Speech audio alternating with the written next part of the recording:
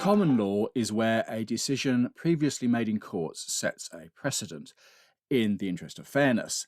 The decision may relate to how acts and regulations are interpreted. This is criminal law, crimes against the state. Or, more commonly, it relates to civil law, which settles disputes between parties.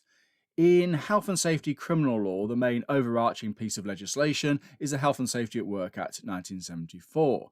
Under the Act sit many regulations, for example, working at height regulations, COSH, RIDDOR, and the manual handling regulations.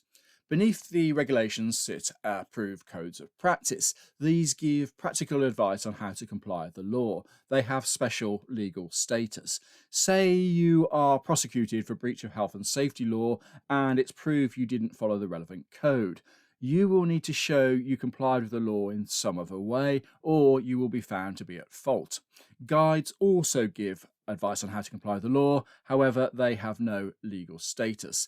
In this section, you'll also learn of the hierarchy of duties.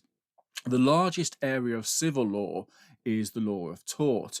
The purpose of tort law is to determine whether an individual should be held legally accountable for a civil wrong. For example, negligence, where someone suffers because someone else didn't take proper care to avoid foreseeable risks.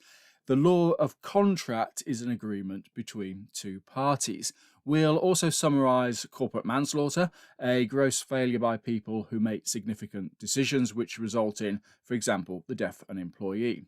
You'll learn about vicarious liability, where the employer is held responsible for the actions of the employee. This is why we check the employer's liability certificate is displayed. And finally, this infographic can be downloaded to help with revision.